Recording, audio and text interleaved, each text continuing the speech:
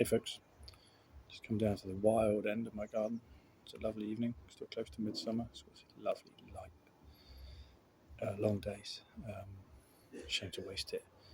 So I thought I'd read a story. This is a folk story from Southern Ireland. It's called The Legend of Knockgrafton.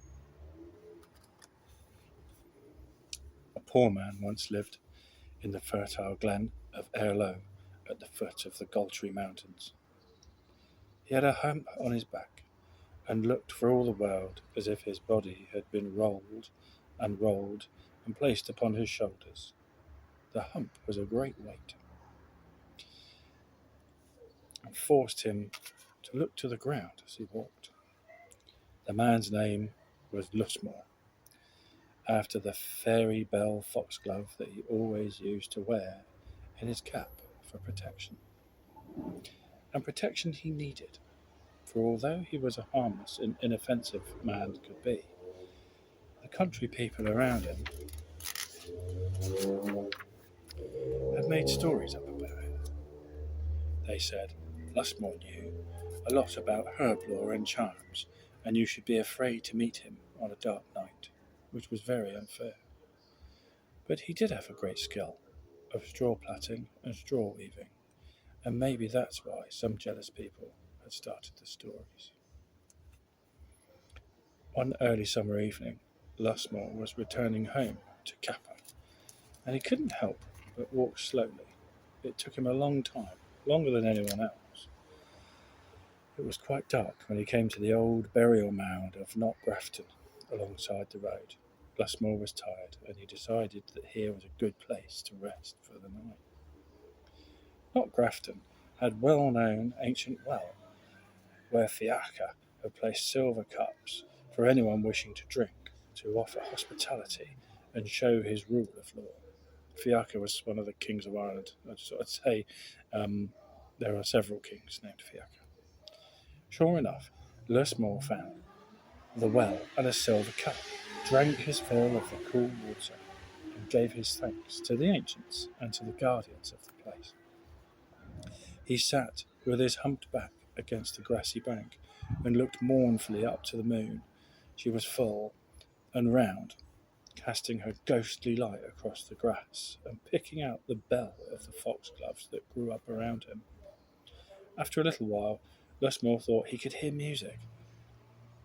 This wasn't any kind of music he had heard before. It was high and rich, full of harmony, many voices rising into the night air, blending effortlessly with the lilt of the words. Soon he could hear the words. Monday, Tuesday, Monday, Tuesday, Monday, Tuesday. After 3 rounds, there was a moment's pause, and then it would start again, just the same. Lusmore listened more carefully, scarcely daring to breathe in case he missed a note. The singing was coming from the moat, and although it was charming, eventually even the patient Lusmore began to get tired of the same simple round sung over and over and over again. So he waited for the pause in the singing, and when it arrived, he sang the same tune, but with different words. And Wednesday too. And when he carried on singing the same round as the other voices, finishing the melody, on the pause again with, and Wednesday too. The round was being sung by fairies. When they heard Lusmore's tuneful, timely addition to their song, they were delighted. Lusmore was lifted up and travelling at high speed through the burial mound to what lay beneath, the land of fairies.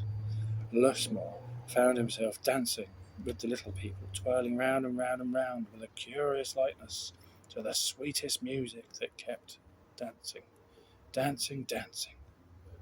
He was made welcome with fine food and drink, and ate to his heart's content, being sure to thank everyone as he went.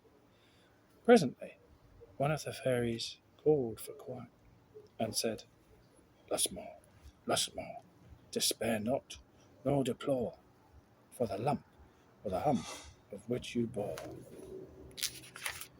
on your back is no more. Look down on the floor and see it, Lusmore. As soon as these words were said, Lusmore himself felt so light and so happy that he thought he could have bounded at one jump over the moon. He saw his hump tumble down upon the ground from his shoulders. He then tried to lift up his head, worried that he might hit the ceiling of the great fairy hall where he stood, and this caused much good-natured hilarity among the fairies. For the first time in his life he could stand straight. He turned round and round and round again. Everything appeared more and more beautiful, and Lusmore became so overwhelmed that he passed out. When Lusmore woke, it was broad daylight, with the sun shining brightly and the larks high in the sky. He was sitting with his back against the bank at the edge of Knockgrafton Mound, with foxgloves all around him and cows grazing peacefully nearby. Lusmore felt between his shoulder blades for the hump, but there was nothing there. His spine was straight and true as he had always dreamed, but it was real, and he was wearing a full suit of new clothes which he could only suppose the fairies had made for him. "Thank you, fairies, thank you a million times," said Lusmore. He plucked a foxglove stem covered in purple fairy bells and fixed it to his new cap. He skipped towards Kappa, taking each step lightly and happily. When he got back home, he had great difficulty persuading everyone that he was the same man, for at least, as far as outward appearances went, he wasn't. He carried on his straw plaiting, and he started dancing as well, and none with broader smile than Lusmore. It wasn't long before Lusmore's story was the talk of the countryside for miles around. It wasn't long after that when Lusmore was visited by an old woman who asked to speak to him urgently. "I hear," she said, "you had your hump taken off by the fairies. The son of a friend of mine has got a hump on him that will be his death. Maybe, if he used the same charm as you, he could be cured. Can you tell me more about the charm and how it worked?" Lusmore was good-natured and generous, and so he told the old woman how he had added to the tune for the fairies of Knockgrafton, and how his lump had been taken from his shoulders, and how he got a suit of new clothes into the bargain. The woman thanked him very much, and then went away to her friend and told her everything. The humpbacked son of her friend was called Jack Madden. He had always been a bad-tempered and cunning young man who believed more in tricking people by his own wit than by any protection or charms. But after some persuasion, Jack set off for Knockgrafton with his mother and the old woman. He was left alone, sitting expectantly with his back against the bank of the old burial mound, just before nightfall. They knew nothing of any wells or silver cups. Jack hadn't been sitting there long when he heard the tune going on within the moat. He didn't know, but it was much sweeter than before, for the fairies were singing in the way Lusmore had settled their music for them, and the round repeated without pause. Monday, Tuesday, Monday, Tuesday, Monday, Tuesday, and Wednesday too. Jack Madden, who was in a great hurry to be rid of his hump, never thought of waiting for the fairies to pause, or about whether his tune would harmonise with the rest. So at a random point in the round, he suddenly yelled out, "And Thursday too!"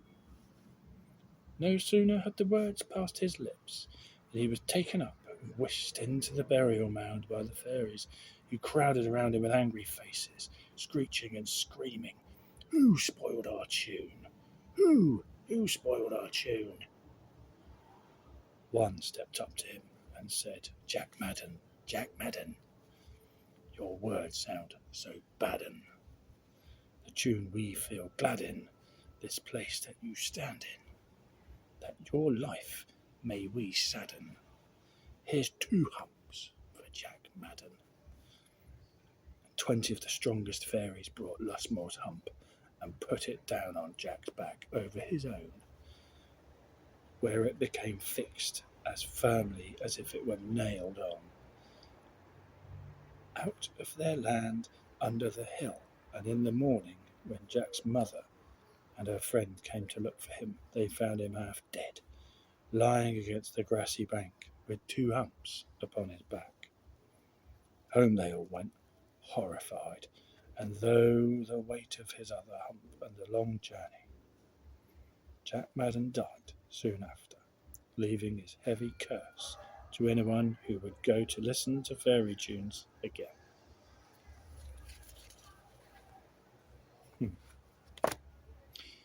Lovely story, but there's always that little warning, isn't there, with the fairies. Sometimes it can be good, and we can all get along.